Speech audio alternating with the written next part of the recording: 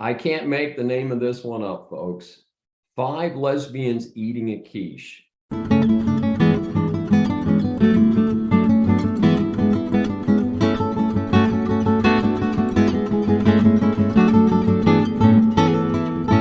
When I was in Alaska recently, I went to the Cyrano's Theater Company in Anchorage, Alaska, and saw this production, and it had a great write-up. Oh my gosh, this was going to be such a cool play. And even though this play has closed, and most of my listeners are not in Alaska, I think it's important to let the theater-going public know what a bomb this particular play is. And I'm sorry, it's going to turn out that that word bomb is also going to be a pun on the play. Disclaimer, I buy my own tickets to each performance and never identify myself as a possible theater reviewer. So reportedly, this play is the winner of the 2012, ready for this, New York City International Fringe Festival as best overall production. It was promoted as a tasty recipe of hysterical laughs and delicious discoveries, written by Evan Linder and Andrew Hobgood. And I'm not familiar with either one of them, and I don't plan to become too familiar with them in light of this loser. In any event, the silly play is set in 1956. 56 was the height of the Cold War and the fear of the atom bomb. I remember at my school, as a little bitty kid, we knew where the bomb shelter was, and if the big A bomb went off, we were supposed to hide under a desk.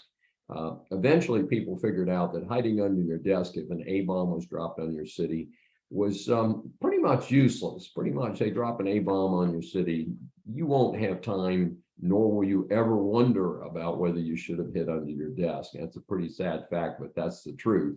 And so in any event, that's the setting for this situation. So supposedly the group of ladies called the Susan B. Anthony Society for the Sisters of Gertrude Stein so are having a quiche contest. And as you walk into the little theater, Cyrano's Theater in Anchorage, they had a tray by the door with a whole bunch of quiches. They weren't real quiches, but they looked like quiches. And then on the main set, which is a fine set, they had a single quiche, and that was actually a real one. And we know that because during the production, the various members of the cast actually eat the one quiche, which was kind of a slobbering, sorry deal all by itself. And I can tell you, I would not have wanted to be one of the performers in this production. So the 5 actresses did their best with this lame play. The Cyrano Playhouse is a nice venue. The set was well designed, but no matter how much talent and a nice set, this is just a loser of a production in terms of the play itself. So what happens here after pulling the first quiche in to evaluate it by this group of women, a bomb warning alarm sounds, and they lock down with just the one quiche that they'd already brought in. There's then a series of physical actions, which includes the heaviest actress on stage getting up on a table and then eating the quiche without her hands, with plunging her face into the quiche, which was unattractive and unnecessary, obviously. And then, for some reason, one of the other actresses supposedly goes out of the secure room that they're in into the hallway. And of course, she disappears. There is a window in the set.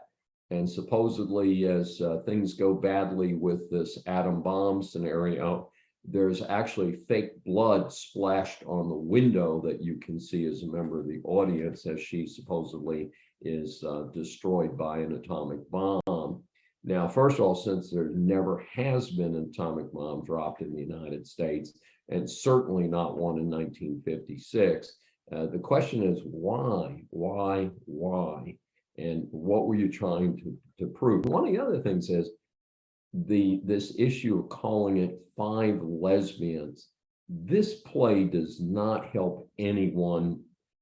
It does not advance any particular cause of sexual equality or for lesbians or for people who actually like eating quiche. I kind of like quiche myself, I have to admit that, but I will tell you that I did not want to go out and have a quiche after watching this pathetic production.